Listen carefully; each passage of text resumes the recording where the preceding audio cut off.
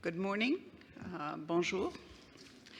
I'm Catherine Marshall. I'm at Georgetown University after spending actually a very long time, 35 years in the World Bank.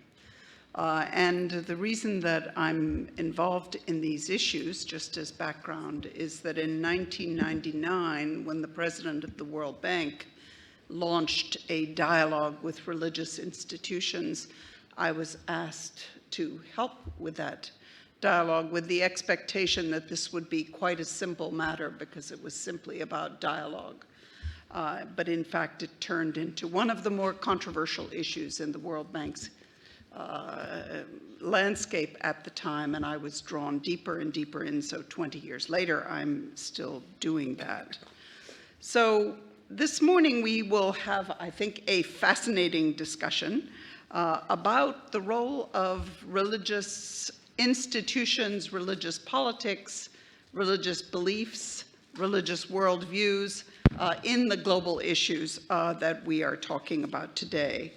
And as I see it, we're addressing three basic questions. The first one is, what does religion have to do with the geopolitical forces that are the central topic of this conversation? And I do want to introduce this with some a number that is being used widely, which is the percentage of the world's population that has some religious affiliation. It would be interesting to do a survey to ask you what you think that number is.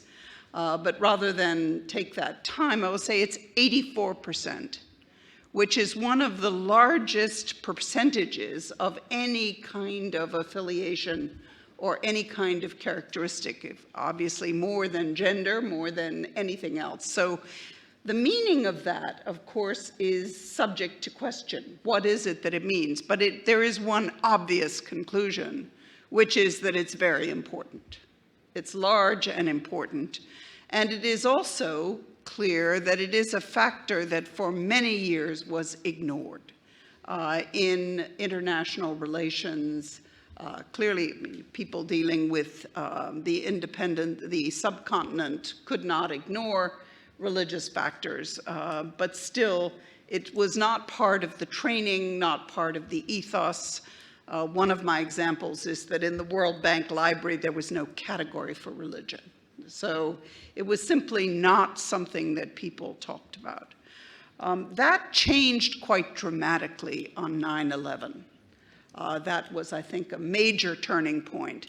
And many institutions are struggling to decide how to deal with these religious forces in their politics and also in the area that I'm involved in development. So that is our first question. How does religion or religious institutions, politics, etc., fit into the global narratives, but also into the understanding of what's happening? The second very big question is what is changing? What is the dynamic? What is at work? People do talk about a resurgence of religion. Is that correct? Is there a change that's taking place in the way that religious factors work? And social media clearly is a factor, but there are many others. So I think that's a second question. And then the third is this a good thing or is this dangerous? We often say religion is part of the problem, but part of the solution. And what does that actually mean for policy and for the way that we understand what's happening? So we have a wonderful panel. I will not go through all of the qualifications because they are all on the website. The structure of today's session is that we will have a series of short questions and answers, including, I hope, perhaps some discussion among the panelists. We will then have some questions, at least 15 minutes, I've been instructed, to have questions from the participants. And we will conclude with some comments from Alexei Malyshenko, who is also an unnamed participant in the panel. So that's the order of business. So let me start, and again, reminding you that these are not set presentations. This is a conversation somewhere between, I think someone was saying yesterday, a dialogue and a debate about what's happening to the world and this basic question, what's religion got to do with it? Does it matter? How does it matter? How much does it matter? And what does that mean in terms of the way that we respond and the way that we act? So let me turn first to Fabio Petito, who is dealing with many aspects, I think. One of them, another factor that is much discussed in other circles is violations of religious freedom. The question of the meaning of freedom of religion and belief, which again is seen to be on the increase. But I think Fabio also has a very clear sense of the positive, both the positive and the negative roles that religion plays. So if you could situate us a little bit in these debates, that would start us off. Thank you, Catherine. I'd probably say just a few things. The reason why we need to remember, we thought that for a very long time, religious was insignificant or becoming increasingly insignificant in society, in politics, was because the last century, the 20th century, was an extremely secular century ideologically. I put it in a simplified way. The dominant paradigm was the paradigm of modernization. All society will move from a traditional to a modern state of conditions, and that would mean that they will secularize. So this secularization paradigm was a corollary of modernization, and it meant the world was going all towards the same direction, and religion will gradually wither away. Now, this was, I can announce it, ideologies. Now we know that this was not social science, not history. And therefore, we were full of blind spots. We were not really, we were removing the issue of religion. We were not seeing, but it was still there, as the data that Catherine mentioned clearly show. Now, what happened? With the end of the Cold War, something important happened, and some of these blind spots started to be removed.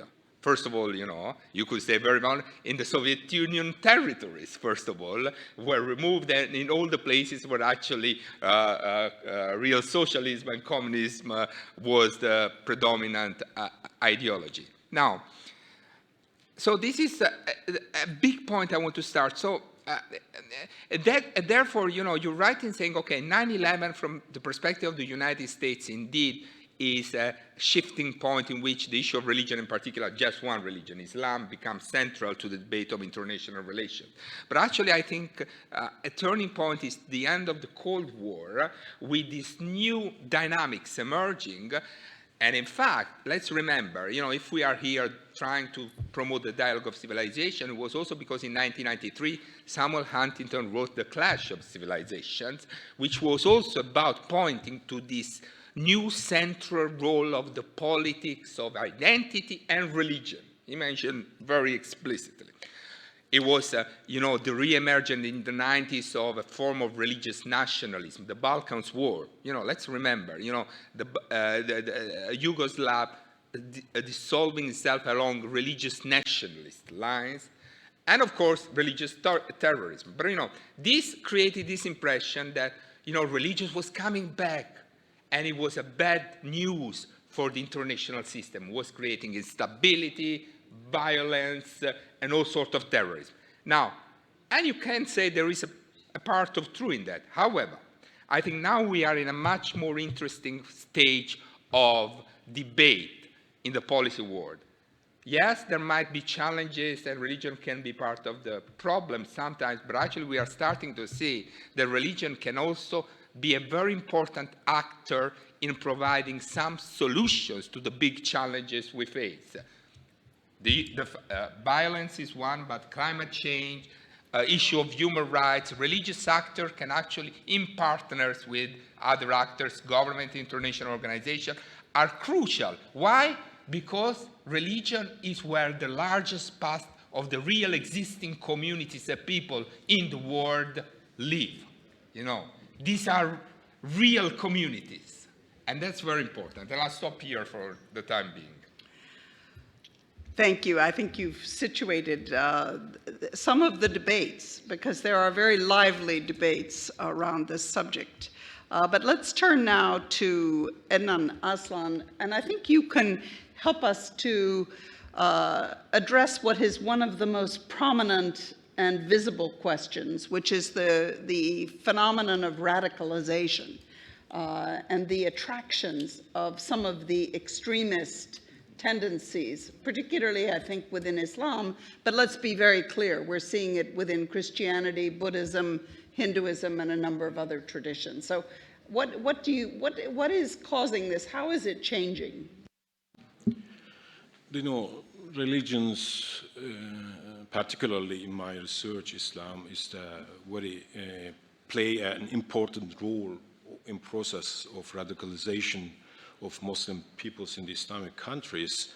But if we see religious violence, religious radicalization as a mere product of religion, then we have not understand well the background of the radicalization. In our last research in our Syria, we talk about more than 70 prisoners who were in Syria or were on the way to Syria. Religious radicalization has numerous non-religious background, but religion can also make an important contribution to people's reflection of their actions, of their religious understanding, or whether religious teaching favors violence or not, or whether the religions have properly defined their place in the society. We Muslims, for example, must first know what can we expect from religion, or expectation from the Quran are such expectation that the Quran can neither answer nor help us. For example, more than 30 people executed in Saudi Arabia were well-educated people in Islamic theology. More than 30 people educated in Saudi Arabia were graduates of the theological studies in the best universities of Islamic countries. The founders of many, for example, Islamic organization and radical organization, important scholars. Political concept for the founding of an Islamic state came from educated people in the Islamic countries, like Muslim Brotherhood. The founders of the violence were important scholars in this organization as well. In my case, we cannot teach some Islamic teaching, but reject the consequences of this teaching. It is important that we know this radicalization is not a product of religious teaching, but religious teaching plays an important role in this process. It's one of the fascinating challenges, I think, in addressing these issues that you can have on the same panel, not on this one, but on panels that I have served on, someone saying about Nigeria, Myanmar, Central African Republic. Somebody will say this is a religious conflict, and someone else will say this has absolutely nothing to do with religion.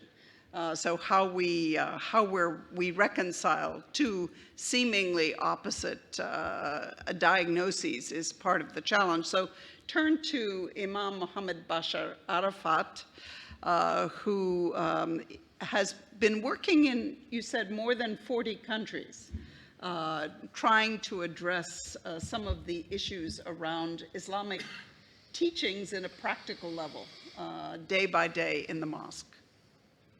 Thank you very much. But I'm based in Baltimore, Washington, and I came to the United States almost 30 years ago from Syria. And it has been an amazing transformation that right now I'm trying to share this experience with imams and religious leaders in the Muslim communities around the world, because I found that when you go and you read the Quran, you will see a big difference between the Quran and the Muslims. And if you would think that what the Muslims are doing is Islam, you will be completely mistaken. The Quran that was revealed in the 7th century instructed the Prophet himself to always cope with the change. And we have seen that the verses of the Quran itself changed in style from Mecca to Medina. So always there has been a change which we called abrogation. That kind of change, which later on we call reform, unfortunately has been going up and down throughout the Muslims' life. And this is something after 1400 years, we are struggling with this issue right now. And I see that the imams who do not travel and who do not interact with other cultures and see the change that is happening, they will be really a problem for their communities and there will be a problem for the world because they are not growing also with the speed that we are seeing it today.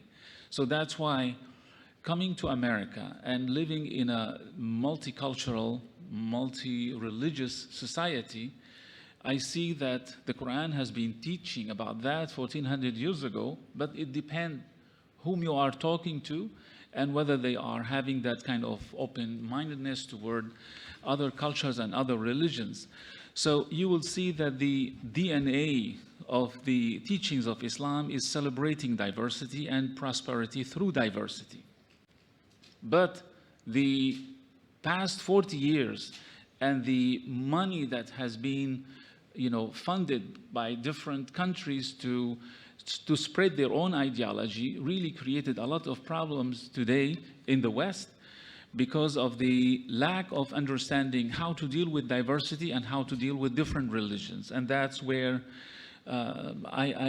since I came to this conference, I would say I wish that there are also other clergy, Muslims, Christians, and Jews to see and learn from what is happening here today. That is a fascinating challenge, and one of the topics that we talk about is religious literacy, but we also have the topic of, shall we say, international relations literacy within the religious communities.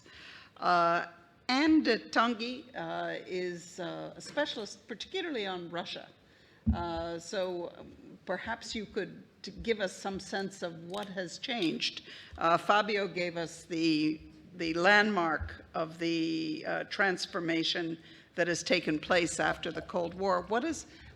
It seems absolutely stunning that despite the ideology that religion was unimportant, it has come back as a major force. But perhaps you could tell us what your understanding is. Thank you. First of all, let me thank all the organizers of this forum and this panel to invite me. And I want also to congratulate all the organizers of this huge forum because it's, such a work. So thank you and congratulations to the organizers. So I'm a professor at the Institute of Political Studies in Paris. My topic is not at all religions. I'm not at all a specialist of religion. My research interests are international relations and especially international relations and foreign policy of the Russian Federation. And at once I would like to answer Catherine and said, yes, religion is very important in international relations of the Russian Federation. Alors, it is very important in the case of the Russian Federation, but of course not only in the Russian Federation. As it was said by many scholars, religion and politics have been interconnected throughout history. It's a topic studied by political scientists, sociologists, historians, and many other people. In many countries, religion influences the international relations in different ways. It can legitimize state policies. It can have an impact on the vision of the world, of states and peoples. It can be a cause of cooperation, but also of conflict, and I will come back to this point later. It's one of the factors which influence state policy.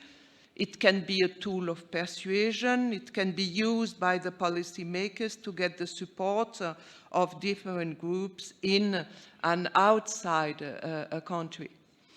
In the case of the Russian Federation, in the Russian official documents, religion is explicitly named as one of the factors which influence the international relations. It appears, for example, in the foreign policy concept of the Russian Federation, according to one of the articles, I quote, as a multi-ethnic and multi-religious state, the Russian Federation facilitates dialogue and partnership between cultures, religions, and civilizations. it proactively works with the Russian Orthodox Church and the country's other main religious associations. In practice, Moscow conducts religious diplomacy, and we can elaborate later on this point. What is very important is that this religious diplomacy is all the more efficient that religious institutions, in particular the Russian Orthodox Church, are able to take actions in the international life. The Russian Orthodox Church is a transnational actor. It's an active and influential foreign policy player with a large diplomatic experience. We can elaborate on all these points. And the Ministry of Foreign Affairs and the Orthodox Church have close relationships. They exchange information, they create a dialogue, cooperation, and have interaction. All that is at the core of these relations. So we can further go on all this point. What I would just answer quickly to one of the questions asked by Catherine Marshall is about the dynamics. About the dynamics on this topic, I want to emphasize 2 points. The first one is that the new dynamics emerge with the end of the Cold War and with the fall of the Soviet Union and the fall of the Soviet political system. There was at that time in the Russian Federation a renaissance of the religion. The religion is very important for many Russians. It's a significant component of identity and tradition. A large part of the population defines itself as Orthodox. Islam is also part of this process. The second point, since that time, is that the process does not weaken at all because of the closeness of the views of the state and of the Russian Orthodox Church on many topics. And that's also a very important point. We could elaborate later. Thank you.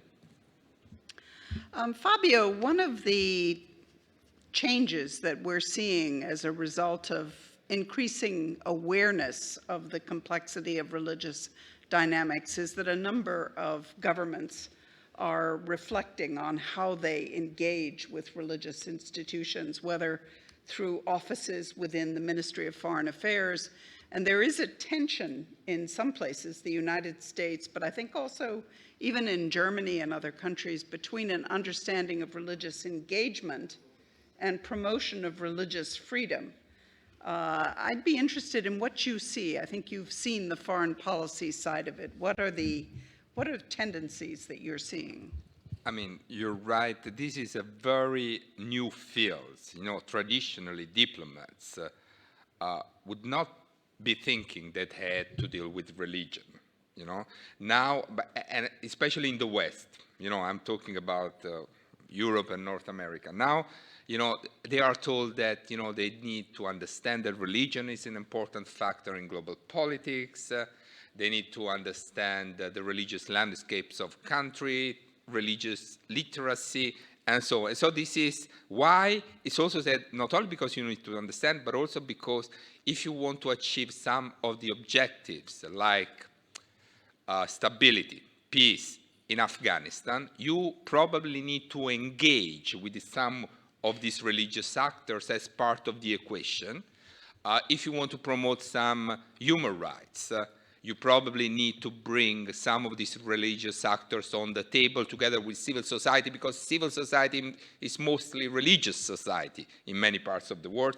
So this point is making progress in some Ministry of Foreign Affairs. Now, the other issue which has appeared as a big issue in contemporary international affairs is the issue of religious discriminations and persecutions or what is called the violation of these human rights of freedom of religion or belief.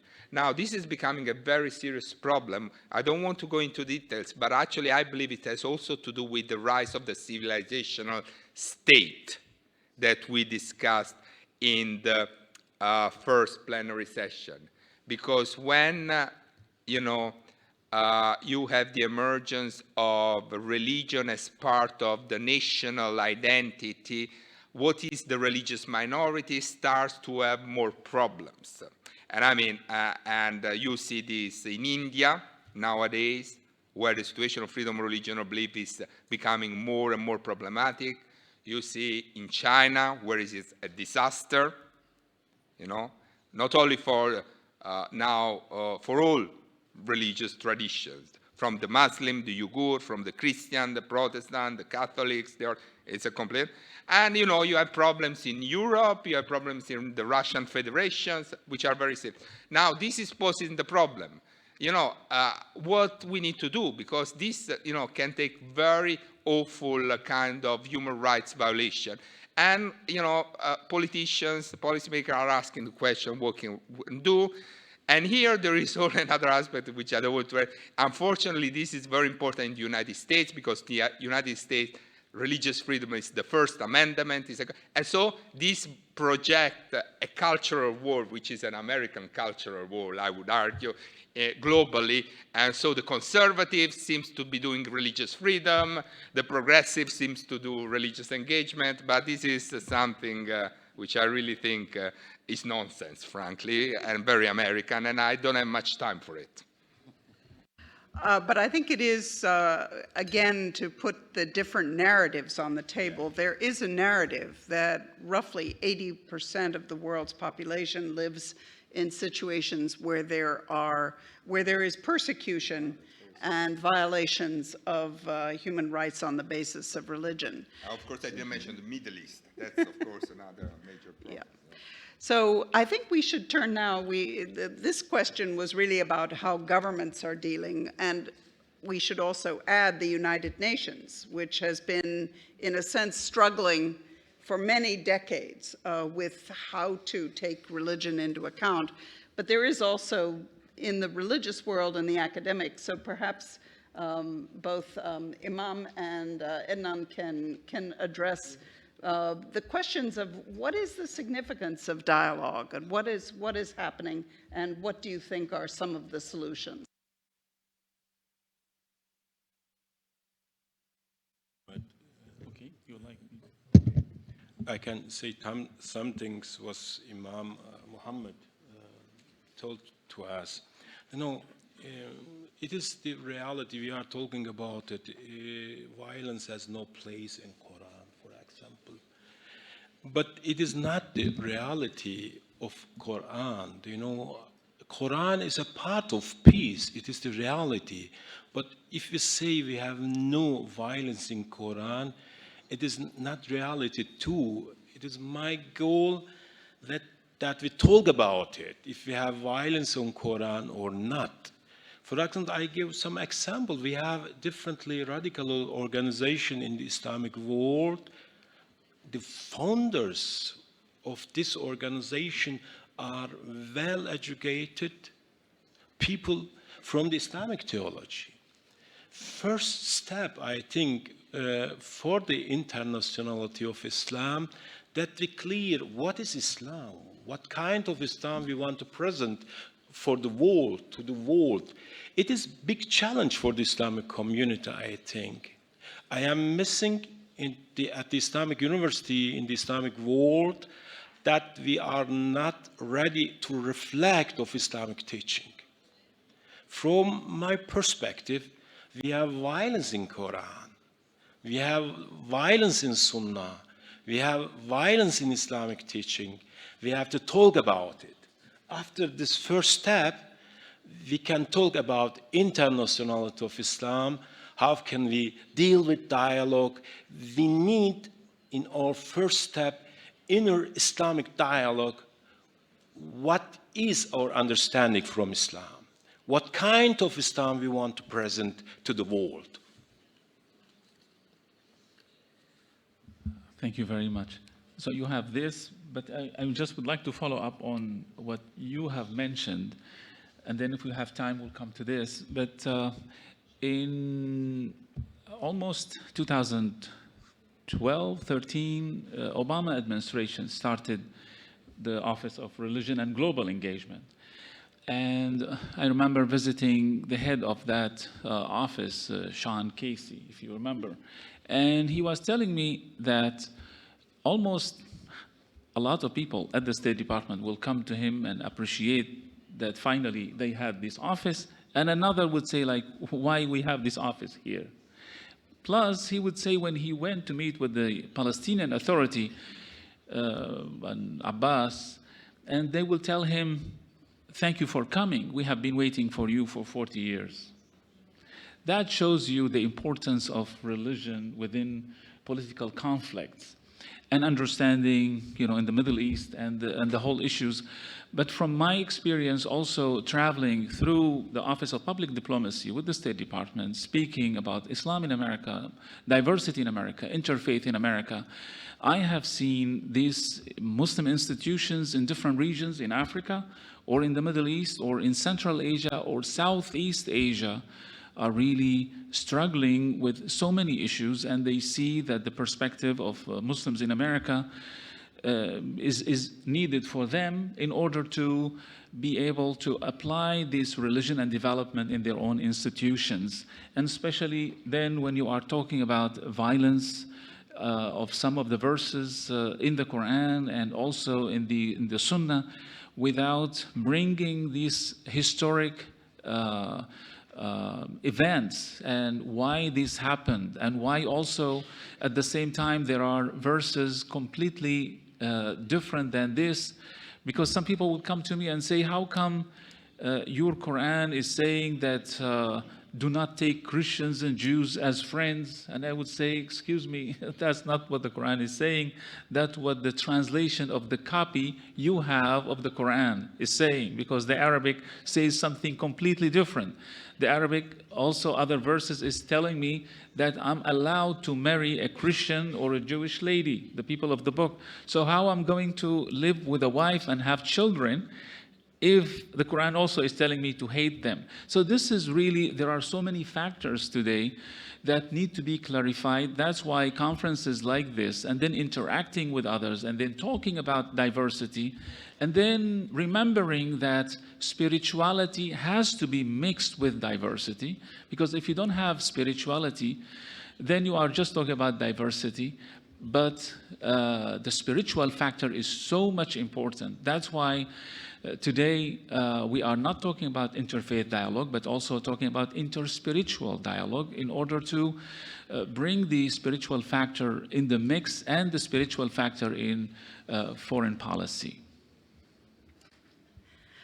Anne, you forbade me to ask you about a logical question, which is how the French traditions of laïcité have influenced. So I'll ask you a different question, unless you feel inclined to address that one. Fabio was mentioning, as I did in my introduction, that clearly the focus of the discussion so far is very much on the very specific problem of radicalization, and particularly the effort to understand what are the temptations within Islamic communities.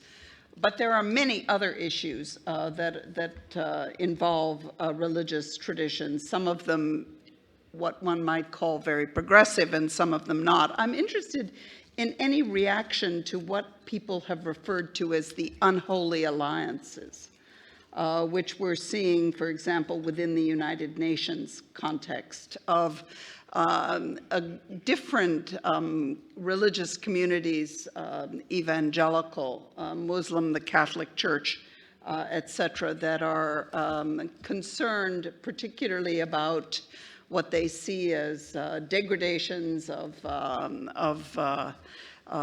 society. Is that something that you're willing to respond to? If I may, I will answer you and go back, first of all, to the significance of the dialogue and cooperation between the state and the Russian Orthodox Church, and also the limits of this dialogue and cooperation. Donc, first of all, dialogue and cooperation, this is a reality.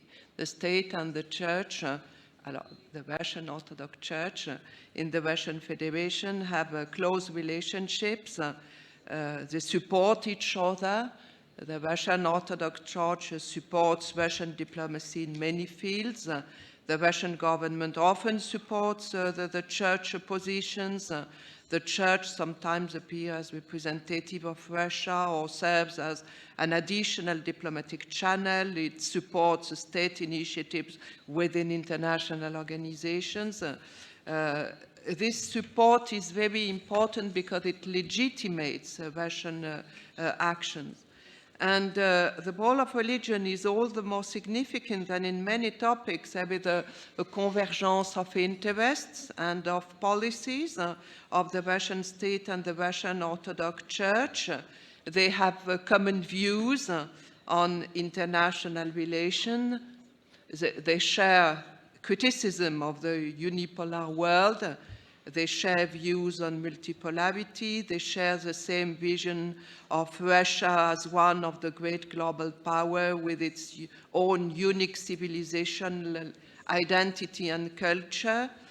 Both of them consider the so-called Near Abroad, which almost perfectly correspond to the church canonical territory, a sphere of Russia's special interest. And on this point, they really have common views. Let us remember that after the fall of the Soviet Union, the Church assumed that the breakup of the political structure cannot violate the unity of the Church in accordance with the formula, many states, one Church. So the most important, one of the most important aims of the Russian Orthodox Church is thus the preservation of the integrity of its own canonical territory. We can, the Church can be useful to Russia's diplomacy in the post-Soviet space, but also outside the post-Soviet space, especially maybe in the Middle East. At the same time, and I go to the limits of this cooperation, we can illustrate the interaction between religion and politics by dialogue, cooperation, interaction, but we have also to mention conflicts. One of the most recent and most serious conflicts is about the autocephaly of the Orthodox Church of Ukraine, which was recognized a few months ago by the Patriarch of Constantinople. It's a religious conflict which has a strong political dimension. I remember that in last January, Bartholomew I announced the Orthodox Church of Ukraine has become the 15th independent Orthodox Church. This autocephaly, this decision, was seen in Ukraine, here I can quote President Poroshenko, and as one more act declaring the independence of Ukraine. The Russian Federation and the Russian Orthodox Church did not succeed to prevent this split. What is at stake is not just the emergence of one more independent church. What is at stake is also the relationship between Ukraine and the Russian Federation. It is also the place of Ukraine within the Russian civilizational orbit. So it's really a main event. Another example is about interfaith dialogue. Interfaith dialogue is supported in the Russian Federation by the creation of some institutions, various institutions. It's a reality, but at the same time, we have also to question its credibility. Russia has not always been a country of interreligious concord. Let us remember the war in Chechnya, so things are not so easy to say. Thank you. In this effort to look both at the negative, that's the particularly, I think, violence, but I think Anne has raised some very interesting illustrations of the complexities of the links between state legitimacy, institutions, and the stance, basically, of the nation in all its sides, to look at the conflict and the issues around identity. But let's also look at some of the positive. Fabio, we're right now in the middle of the Amazon Synod, which clearly has to do with one of the leading issues of our time, climate change. And there is a major interreligious initiative on the environment. I also have a particular interest because I see a real logic in the potential role of religious institutions in fighting corruption, since they view themselves as the moral compass, the moral anchor, to use two analogies, of human life. So perhaps you could give us a couple more illustrations of what you see as the positive. Yes, I really, my impression, there is, let's say, the issue of interreligious dialogue or interfaith dialogue has been mentioned. And, there has been, in the last few decades, proliferation of this initiative. And sometimes in academic or political circles, you see also a huge amount of skepticism. It's the usual male religious leaders who meet in hotels, exchange kisses, and then, everything goes the same. And there is a portion of truth to that. However, I personally think that there is this, but we actually are moving into a very new stage in which I believe that religious communities, leaders, actors are becoming one of the few left moral authority to speak in the international societies. Who's speaking about climate change? But speaking with authority around the United Nations. Who believes the United Nations? I mean, I found striking that, for example, Pope Francis has been one of the most vocally recognized beyond the religious divide as an authority, speaking about the climate change crisis.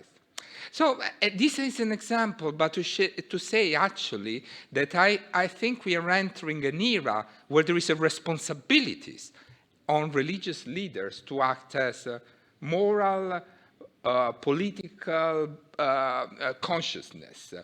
And now, and I think there is also this, and there is a lot of ground work going on among communities in trying to do some work, the interfaith movement you mentioned about the ecological crisis. I mean, I spoke about also the role that religious actors had in passing the Paris Agreement on climate change was very important. The role. So I think we are at this intersection in which I actually think that religious leadership communities can have a positive role. And another area, which I think is very important, I mean, we are living in a moment in which in many parts of the world you have the emergence of these stereotypes, prejudice, tensions among communities. What really the state and international organization can do? Very little, I'm afraid. I think actually communities on the grounds and often religious representatives have a much more chance of success. And we see it, there are communities in Africa, Muslim communities and Christian communities, which are able to move forward in societies that were very divided in other parts of the world. So I'm hopeful.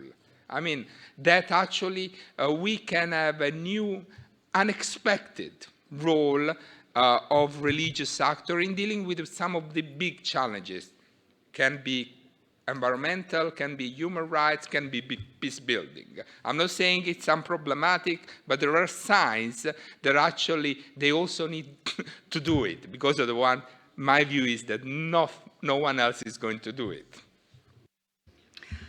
I'm going to turn now to our two Muslim spokespeople to help us to navigate between intra-religious and inter-religious dialogue. But I can't resist one comment that I mentioned in the beginning, that there was a vehement reaction against religious dialogue from the member states of the World Bank, which was 184 nations. And we spent a lot of time trying to understand why there was such reticence. And you had alluded to one of the problems, which is the general perception that religious institutions do not accept gender equality as a critical factor in modern life. And of course, this meeting has a few what we call manels, which are all male panels. So it's not only religious institutions that have this affliction, but it is clearly, from a perception point of view, absolutely critical that the understanding of gender equality seems to be one that still is a source of concern in some circles. But do you want to start, Adnan? Thank you very much. This is really one of the things that I myself am struggling with when I travel to other countries. And for example, I talk about religion and public diplomacy and how to train religious leaders to tackle global issues. And then I come, across a big rock, the politics in some of these countries, that they are forcing their religious leaders not to talk about this, not to talk about that, and not to be involved in this, not to be involved in that. They tell me, Imam, what do you want us to do? We like to be with you, but you are in the United States. And then some would tell me, if we would like to talk about those issues, people will laugh at us in our countries. You have to talk about this in America or at the United Nations.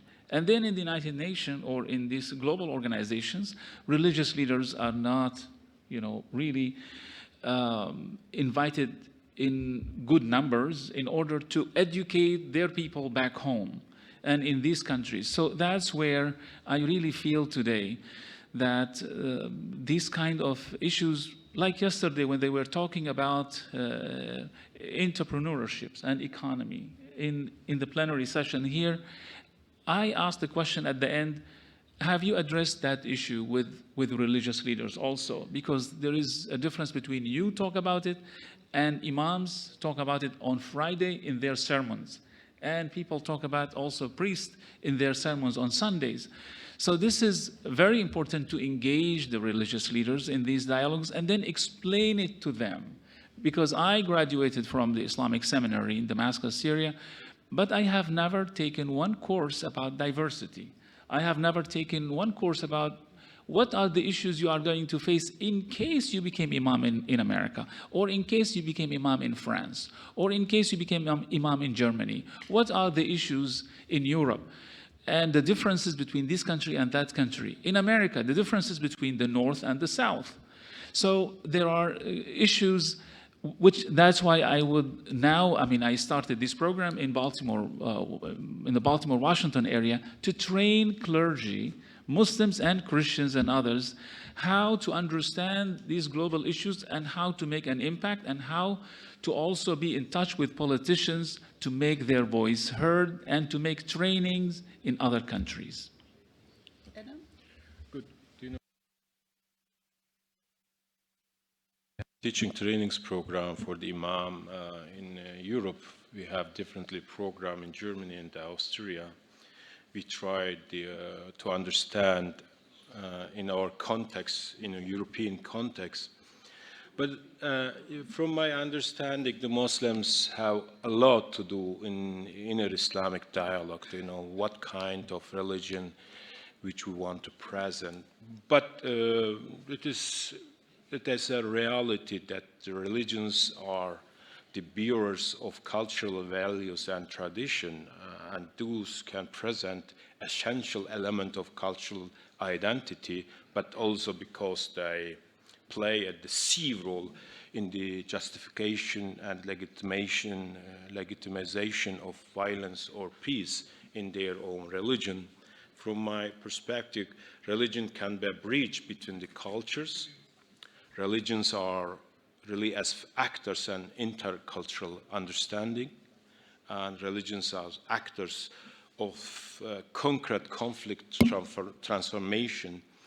But I think if we, in our context, if we understand what means Islam, what is the place of peace in Islam, I think we can do much more for the world peace in our world than at the situation in Islamic countries. I'd like to open now for questions. Please give your name and affiliation. But before that, Anne, do you have any last final comment now, or I'll give you a chance at the end? Okay, so I saw your hand first. Thank you. I'm Rupert Strachwitz from the Mecenata Institute in Berlin, and my question touches on what Fabio Petito mentioned at the beginning in a sort of side sentence, and it touches on a research project we've just completed on religious communities and civil society in Europe. The question is, in order to achieve what you have been sort of talking about, don't religious communities have to reassess their position in society? Religious communities for a very long time, for millennia, have considered themselves and have been considered as part of a governmental political order. And my feeling is that this has to change in order for religious communities to play the role that you have outlined, and that we would probably all agree on, as a sort of as independent actors within society. So the question is, and I don't know, it's probably for anyone who wants to pick it up, can religious communities sort of change their attitude or develop an attitude of belonging very much more to civil society than to a governmental system or setup?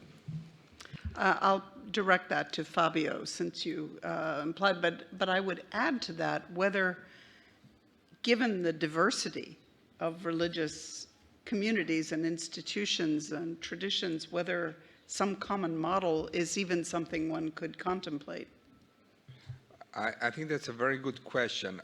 I mean, religions is mostly part of civil society, you know, in its own definition. However, and this is very, especially with the emergence of the nation state, what has been important is that very often in many countries you had very important clashes between religious institutions and political institutions. And so you had arrangements to govern this relationship, which are very different in many parts of the world. Let's say, for example, very strong connection between religion and churches in Northern Europe, in all the Protestant side, because they have national churches. You have different, in the Catholic world, since you're talking about Europe, you have either kind of very strong separation, like in France, the laïque, or you have a kind of concordarian, like in Italy, which is more recognizing the... But this issue of how the state arranges its relationship to religion is important in all the countries, and it's a big question mark at the moment because of globalization, because of the changes. So all states are trying to understand, and this is also one of the key challenges, in my view, of the Muslim world nowadays. You know, with Islam growingly becoming too close to the state, but not many times because the state wants to capture, you know, the power of legitimacy and stuff. And that's something also in many places that we are living. So it's a big challenge. But having said that, you are absolutely right. I think that religious leaders know deep down that this is a very dangerous game, that deep down this will damage the religious livelihood of their people. You know, but at the same time, they're also aware that you need cooperation with the state, collaboration, because there are many common challenges which require. So it's a difficult situation, but a big challenge. Okay. For example, do you know Islamic theology, Islamic understanding in European context is in changing, the process of change. For example, the situation in Germany or situation in Austria is different. For example, in Austria, is Islam recognized by the state? Do you know Islam is a part of the state? Islam is a part of the government, you know. It is not only cooperation between state and Islam. Islamic community have a big challenge. How can we deal with this new situation? It has consequences for the Islamic theology. We have in Europe now a new Islamic theology, you know. This Islamic theology in European context is different than theology in Islamic countries. It is a new phase, it is a new understanding, it is much more secular theology in European context, in Turkey or in other Islamic countries. Do you know, the future of Islam will be different than the situation now in European context. I think it is the experiences in Europe is a big chance and challenge for the Islamic theology at the moment. I just wanted you to know that for that particular reason, I left Syria 30 years ago. Exactly for that particular reason, because I felt I would not be able to do what I need to do. So I came to America. But now I see that the governments all in the Middle East, not only Syria, in Egypt, they are afraid from this. In Morocco, they are afraid from this. And when I wrote my program, Religion and Public Diplomacy, they said in Morocco, some advisors, you know, to the king, oh, please, Imam, don't bring this topic here. We don't want the imams to get a lot of power. Because they mix between political diplomacy and public diplomacy. And the ability of religion to talk about different issues without being hijacked by politics. So that's where I feel the training for religious leaders, how to, you know, to talk about global issues rather than only political issues. Because in the Middle East, they are consumed by the Palestinian-Israeli issues. They are consumed by conflict in Iraq. They are consumed by conflicts in Afghanistan. They are consumed now by what's going on in the entire Middle East. So it's hard for them not to address those issues, and then it becomes politics. Versus now, a lot of immigrants who are ending up Syrians in Europe and Iraqis and all these immigrants, now you have to train their imams how to talk about global issues and separate this from politics. And this is where these conferences are very much needed. Thank you, nice to meet you. I'm Archpriest Andrew Novikov from Moscow. First of all, I want to convey to you all greetings from His Eminence, Metropolitan Hilarion, who is the head of Church External Office of Russian Orthodox Church. And about our discussion, I want to think that it is very important that we do not speak just about the impact of religion to different social problem, to political relationship, but from the other side of the impact of politics for religion, because for many people, religion, as for me and for many, many people, religion is a value in itself.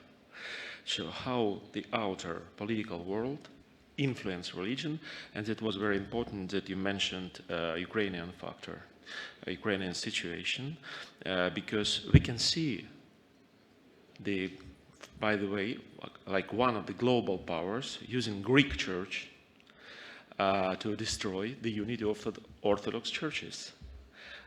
We see like US ambassadors, representatives of the State of Department of State, are visiting one by one bishops. It was now, it's several days ago, it's a very up-to-date situation. Bishops like ambassador in Greece and representatives of the Department of State. They visiting one by one bishops of the Greece, trying to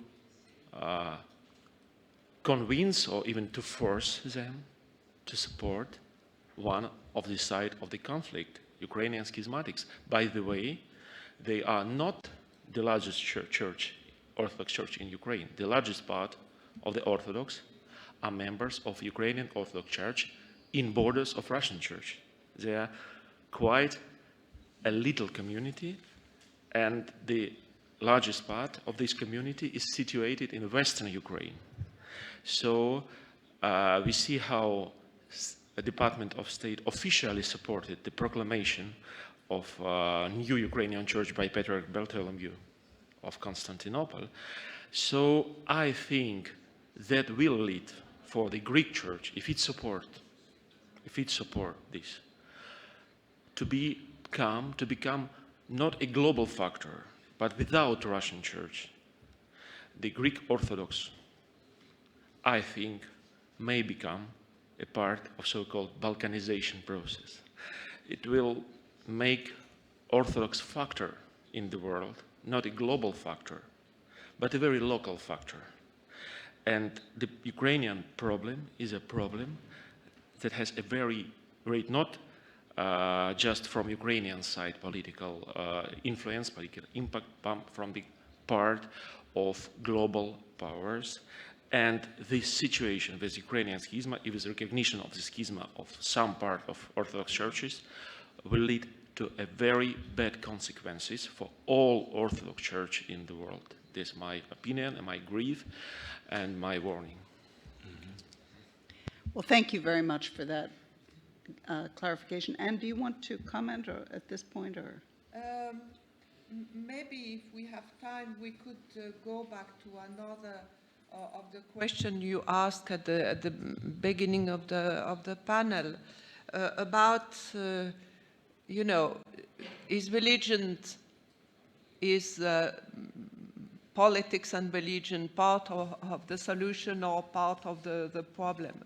And so this leads to many questions. I do not have any answer, but I just would like to emphasize that it leads to a lot of questions in the case I study, which means the case of the Russian Federation and the interconnection between politics and religions.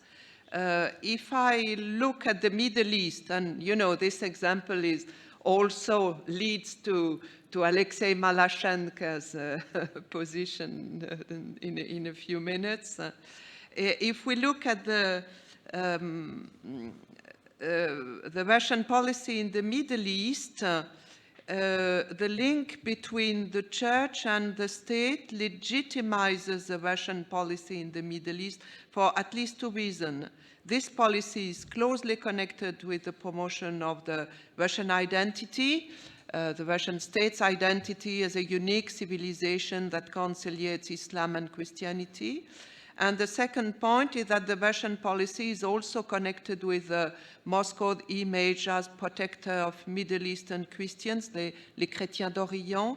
From the start of the Arab Spring in Syria, in Egypt, in Iraq, Russian officials have publicly expressed concern over the safety and rights of Christian minorities. And if we look at one of the last book of one of our colleagues, Dmitry Adamsky, he wrote that the Kremlin and the Russian Orthodox Church picked up, I quote, the mantle of defenders of Christian faith.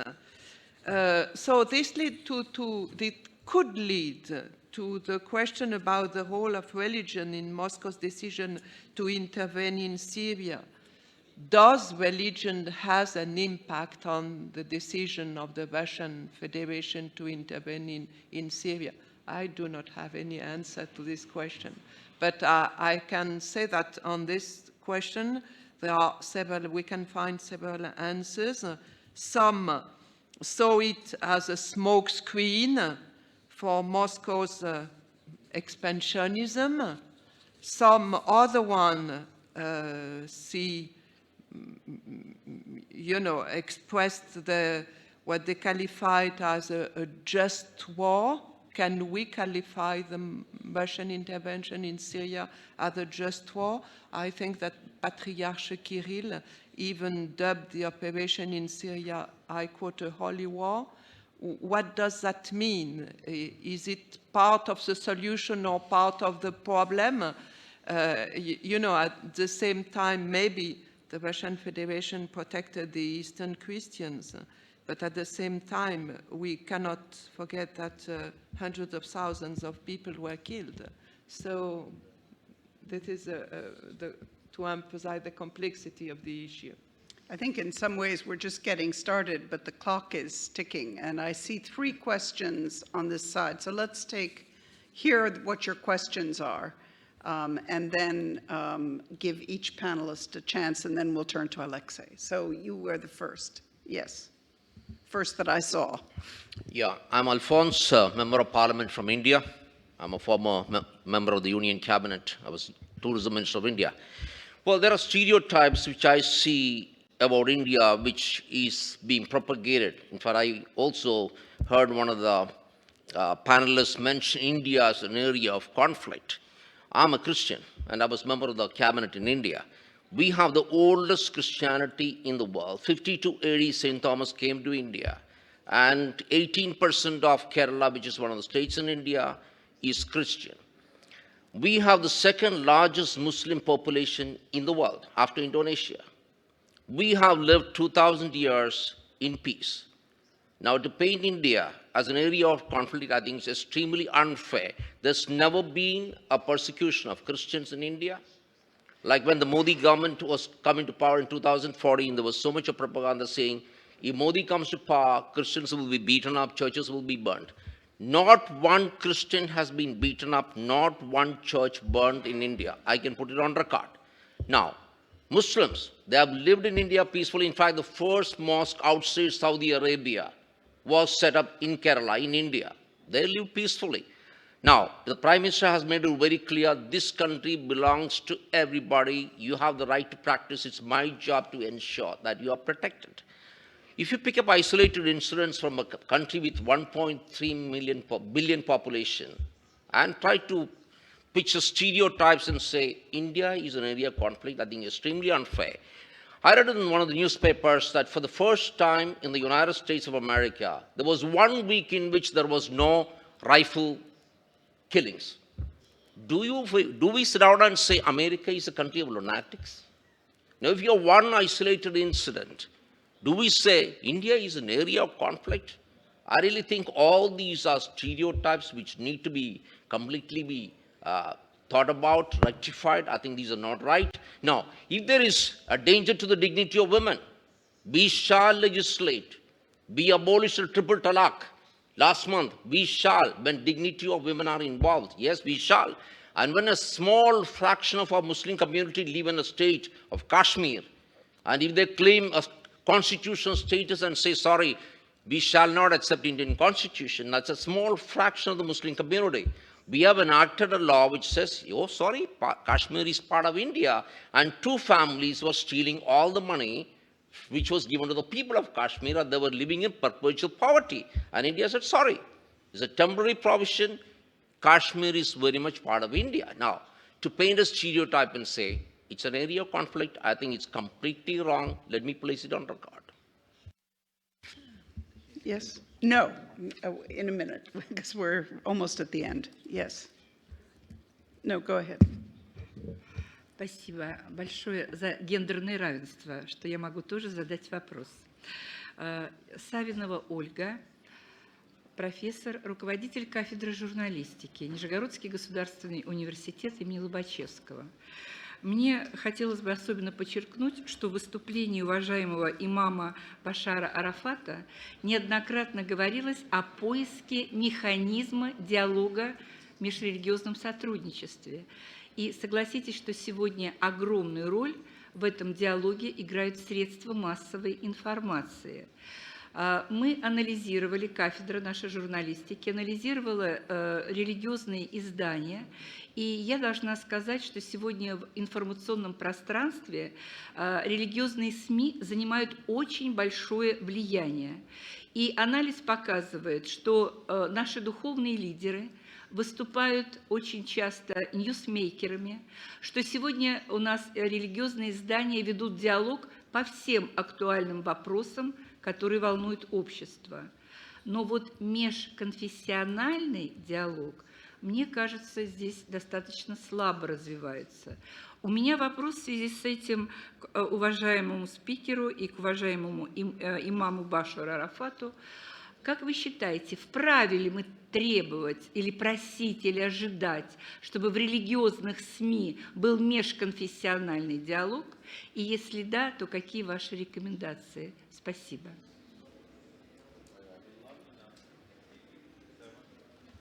Thank you. Oh, last question. And quickly, because I'm afraid we're running out of time. Okay, a question and a comment. I wasn't clear from this sort of relationship between the church and state in the USSR, whether you was sort of, whether it was positive or negative. And to get back to the Ukraine, I, in 2013, was in Odessa in January, and it was very difficult at that stage for inter-Christian dialogue and for interreligious dialogue because of the role that the Russian Orthodox Church played there. And I mean, much later now, with hindsight, it was a preparation for the Crimea War. So my question is sort of, isn't it sometimes, isn't it a very negative role that they play? And then the other side of the spectrum, which we didn't talk about today, it is, we started with 30 years of the wall, and like 30 years ago, I'm South African, I'm only South African, sorry, I'm a journalist, I didn't introduce myself. We had both in South Africa and in East Germany, where religious communities played a big role in bringing about peaceful revolutions, but then afterwards instead, and basically took the role of civil society, but then afterwards forgot about their role or just died. So where there was an impetus and then nothing, not nothing has happened, but very little comparable has happened. So maybe sort of a comment on that from the panel. I would like to have their views on that. Good. Well, we're coming to the end. So what I'm going to do is to ask Alexei Malashenko to give us some reflections on what he's heard, and then I'll give each of the panel members 1 minute for a very, very last comment. Thank you, Catherine. Once Mahatma Gandhi told those who say that there is nothing common between religion and policy don't understand what it means, what religion is. And it seems that the old man was right. Then we, in the name of our panel, we used the notion of ideology. And also I think, and we discussed this problem because it's true. Why? Because don't you think that at the moment we deal more not with religions itself, but very often with their interpretations. That's why when we try to discuss the problem of training or teaching, would it be in mosque, on church, who will teach? Who will train? It's a very, very interesting, and we have a very rather negative examples. just I'm from Russia, in Central Asia, and in general on the post-Soviet space. Of course, the majority in Europe, would it be in the Western world, we are very glad about secularism. But also, don't you think that the notion, the phenomenon of secularism became something conventional? And from that point of view, the Muslim world, the Muslims, are more honest because some deny secularism, or there is a notions and definitions, Islamic secularism. That's beyond my understanding, but anyway, it exists. Well, to summarize, I don't want to talk a lot because a lot of problems have been discussed. But it seems that we live in so-called post-secular world.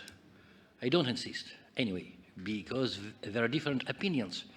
But post-secular world, it becomes some normal and more. The last word. It seems that we live not only in the post-secular world, but perhaps in the post-secular cycle. So thank you. Thank you. Now, just 1 minute, because I don't want to keep you from your lunch. Very briefly to the Indian member of parliament, maybe I wasn't clear enough. Because I think India is this extraordinarily case of civilizational coexistence historically, and this melting pot and civilizational encounter among the world religions, Islam, Hinduism, Christianity, because of that, and because I know that this is what India is about, and because it is also a great democratic system. You know, in the global south, the only truly democratic country able to, for decades, to have a democratic system, also allowing for the existence of religion. Because of all that, I'm worried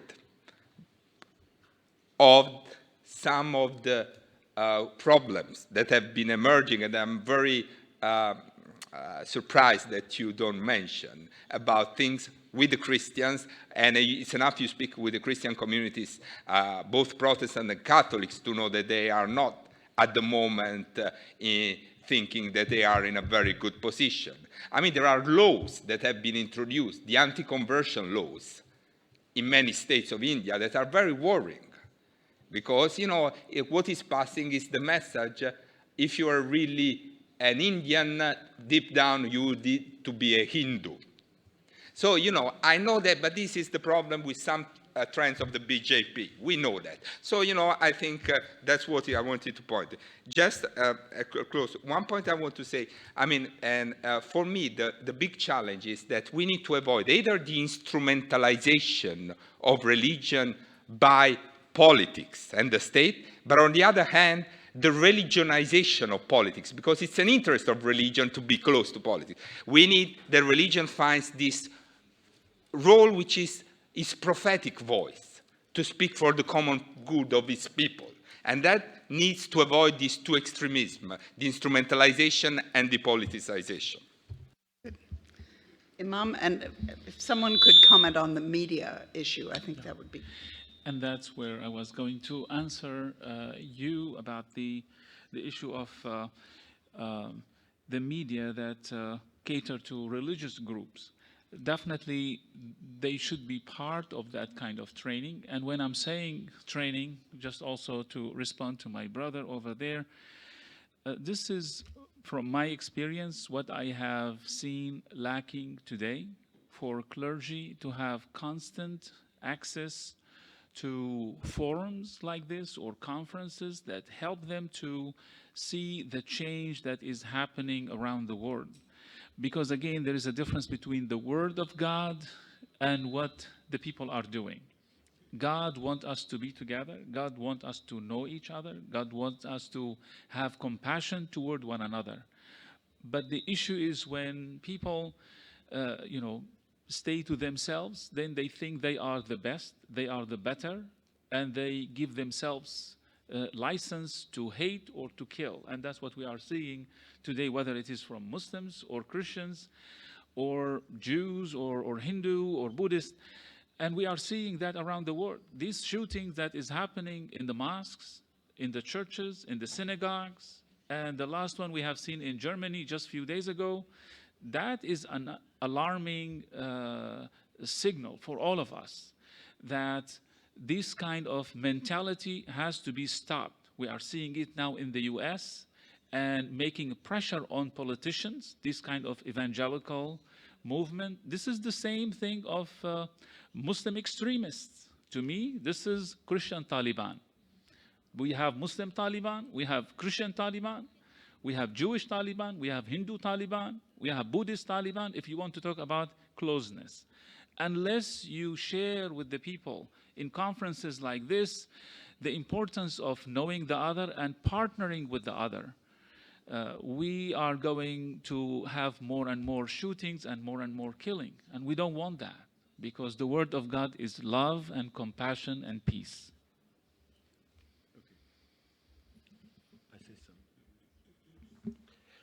Religions have always played an important role in our societies, but for a long time, we didn't want to take this role seriously. In many Islamic countries, I observe why they are difficult to deal with secularism. I think secularism is the future of Islam in the Islamic countries and in Europe.